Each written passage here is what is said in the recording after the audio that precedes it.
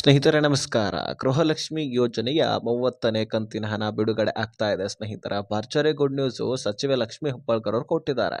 ಈ 2,000 ಅಷ್ಟೇ ಅಲ್ಲ, ನಿಮಗಿನ್ನೂ 2,000 ಬರ್ತಾ ಇದೆ. ಬರೋಬ್ಬರಿ ನಿಮಗೆ 4,000 ಆದರೂ ನಿಮ್ಮ ಖಾತೆಗಳಿಗೆ ಕೇವಲ 15 ದಿನದ ಒಳಗಾಗಿನೇ ಜಮಾ ಆಗ್ತಾ ಇರುವಂಥದ್ದು. ಹಾಗಾದ್ರೆ ಬನ್ನಿ, ಯಾವ ಯಾವ ಜಿಲ್ಲೆಗಳಿಗೆ ಬರ್ತಾ ಇದೆ. ಮುಖ್ಯವಾಗಿ ಈ 14 ಜಿಲ್ಲೆಗಳ ಲಿಸ್ಟನ್ನು ಇಲ್ಲಿ ಬಿಡುಗಡೆ ಮಾಡಿರ್ತಕ್ಕಂಥದ್ದು ರಾಜ್ಯ ಸರ್ಕಾರ. ಹಾಗಾದರೆ ಬನ್ನಿ, ಮೊದಲನೇ ಹಂತದಲ್ಲಿ ಬಿಡುಗಡೆ ಆಗ್ತಕ್ಕಂತಹ ಜಿಲ್ಲೆಗಳನ್ನು ನಿಮ್ಮ ಮುಂದೆ ಇಡ್ತೀನಿ. ನೀವು ಕೂಡ ತಿಳ್ಕೊಳ್ಬೇಕಷ್ಟೇ, ಯಾಕಂದರೆ ಆ ಜಿಲ್ಲೆಗಳಲ್ಲಿ ನಿಮ್ಮ ಜಿಲ್ಲೆನೂ ಕೂಡ ಆಗಿರಬಹುದು. ಹೀಗಾಗಿ ತೀರಾ ಇಂಪಾರ್ಟೆಂಟ್ ಮಾಹಿತಿ. ರಾಜ್ಯದ ಎಲ್ಲ ಗೃಹಲಕ್ಷ್ಮಿಯರು ಕೂಡ ಈ ವಿಡಿಯೋನ ಮಿಸ್ ಮಾಡದೆ ಕೊನೆವರೆಗೂ ವಾಚ್ ಮಾಡಿ. ಸ್ನೇಹಿತರೆ, ಈ ಗೃಹಲಕ್ಷ್ಮಿಯಲ್ಲಿ ಒಟ್ಟಾರೆಯಾಗಿ 30ನೇ ಕಂತಿನ ಹಣ ಬಿಡುಗಡೆ ಆಗ್ತಾ ಇದ್ದು 2,000 ನಿಮ್ಮ ಖಾತೆಗಳಿಗೆ ಜಮಾ ಆಗ್ತಾ ಇದೆ.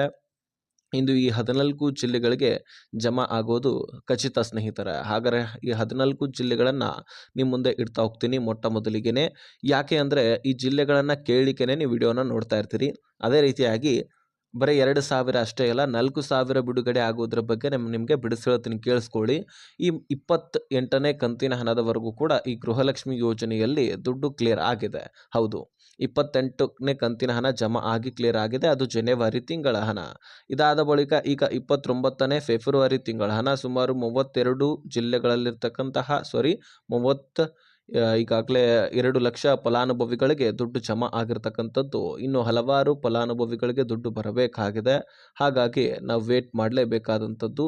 ಸೊ ಅದರಲ್ಲಿ ತಾಂತ್ರಿಕ ದೋಷ ಆಗಿರುವಂಥದ್ದು ಕೂಡ ಸಮಸ್ಯೆ ಕಂಡು ಬಂದಿದೆ. ಸೊ ಆ ತಾಂತ್ರಿಕ ದೋಷ ಏನು ಸಮಸ್ಯೆ ಆಗಿದೆ, ಆ ತಾಂತ್ರಿಕ ದೋಷ ಕಂಡು ಹಿಡಿಲಿಕ್ಕೆ ಈಗಾಗಲೇ ಈ ಗವರ್ನರ್ಸ್ ಅವರು ಇರ್ತಾರೆ, ಅದನ್ನು ಸರಿಪಡಿಸಿದ್ದಾರೂ ಕೂಡ. ಹಾಗಾದರೆ ಅದು ಈಗ ಬಿಡುಗಡೆ ಆಗ್ತಾ ಇರುವಂಥದ್ದು 29ನೇ ಕಂತಿನ ಹಣ. ಹಾಗಾಗಿ ನೀವು ತಲೆ ಕೆಡಿಸ್ಕೊಳ್ಳುವಂಥ ಅವಶ್ಯಕತೆ ಇಲ್ಲ. ಅದು ಕೂಡ ಬರುತ್ತೆ. 29ನೇ ಕಂತಿನ ಹಣ ಅಂದರೆ ಫೆಬ್ರವರಿ ತಿಂಗಳ ಹಣ ಆಗಿದೆ. ಇನ್ನು 30ನೇ ಕಂತಿನ ಹಣ ಅಂದರೆ ಅದು ಮಾರ್ಚ್ ತಿಂಗಳ ಹಣ ಆಗಿದೆ.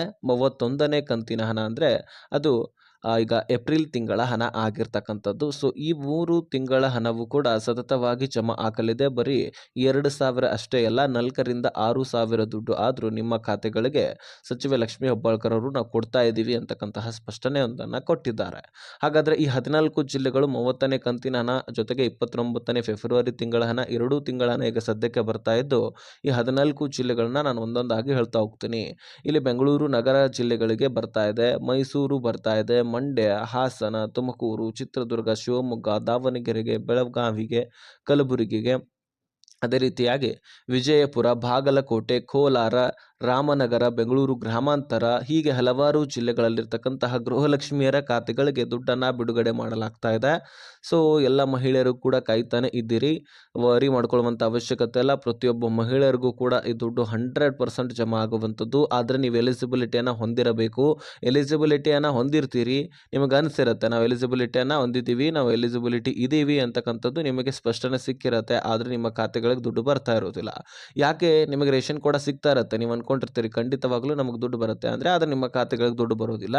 ಅದು ರೇಷನ್ ಕಾರ್ಡ್ನಲ್ಲಿರ್ತಕ್ಕಂತಹ ಫಾಲ್ಟ್ ಅಲ್ಲ, ಅಥವಾ ನೀವು ಎಲಿಜಿಬಿಲಿಟಿಯಲ್ಲಿ ಹೊಂದಿರತಕ್ಕಂತಹ ಒಂದು ಫಾಲ್ಟ್ ಅಲ್ಲ, ಅಥವಾ ನಿಮ್ಮ ಬ್ಯಾಂಕ್ ಅಕೌಂಟ್ನಲ್ಲಿ ಏನಾದರೂ ತಪ್ಪುಗಳಾಗಿದ್ದರೆ ಅದು ಮೂಲ ಕಾರಣ ಆಗುತ್ತೆ. ಅಂದರೆ ಈ KYC ಅಥವಾ ಈ ಇನ್ನಿತರ ಕಾರಣಗಳು ಇರ್ತವೆ. ಬ್ಯಾಂಕ್ ಅಕೌಂಟ್ನಲ್ಲಿ ಹೆಸರು ಚೇಂಜ್ ಆಗಿರೋದು ಇದೆಲ್ಲವೂ ಕೂಡ ಇರುತ್ತೆ, ಅದು ಬೇರೆ. ಆದರೆ ನಿಮ್ಮ ಅಕೌಂಟು ಚಾಲ್ತಿಯಲ್ಲಿರಬೇಕು. ನೀವು ಅಕೌಂಟ್ ಓಪನ್ ಮಾಡಿ ಬಿಟ್ಬಿಟ್ರೆ ಅಲ್ಲ, ಅದನ್ನು ಆ್ಯಕ್ಟಿವ್ ಇಟ್ಕೊಳ್ಬೇಕು. ಪ್ರತಿನಿತ್ಯವೂ ಅಲ್ಲ, ಯಾವಾಗಲಾದರೂ ಒಂದು ಸಾರಿ ಆದರೂ ಮೇಲಿಂದ ಮೇಲೆಗೆ ಟ್ರಾನ್ಸಾಕ್ಷನ್ ಮಾಡಿಸ್ತಾ ಇರಬೇಕು. ಅಂದರೆ ನಿಮಗೆ ದಿನ ಅಂದರೆ ಪ್ರತಿದಿನವೂ ಕೂಡ ನೀವು ಬಳಕೆ ಮಾಡಿ, ನೀವು ದುಡ್ಡನ್ನು ಹಾಕೋದು ತೆಗೆಯೋದು ಮಾಡಿ, ಟ್ರಾನ್ಸಾಕ್ಷನ್ ಮಾಡಿ ಅಂತ ಹೇಳೋದಿಲ್ಲ.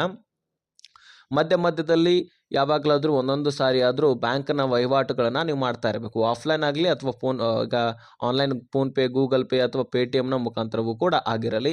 ಸೊ ಈ ರೀತಿಯಾಗಿ ನೀವು ವಹಿವಾಟು ಮಾಡ್ತಾ ಇದ್ದರೆ ಖಂಡಿತವಾಗಲೂ ನಿಮಗೆ ದುಡ್ಡು ಜಮಾ ಆಗುತ್ತೆ. ಅಂದರೆ ನಿಮ್ಮ ಅಕೌಂಟ್ ಚಾಲ್ತಿಯಲ್ಲಿರುತ್ತೆ ಮೇನ್. ಸೊ ಉಳಿಕೆ ಇರುವಂತಹ ಎಲ್ಲ ಯೋಜನೆಗಳ ಲಾಭವನ್ನು ಕೂಡ ನೀವು ಇದೇ ರೀತಿ ಪಡ್ಕೊಳ್ಬಹುದು.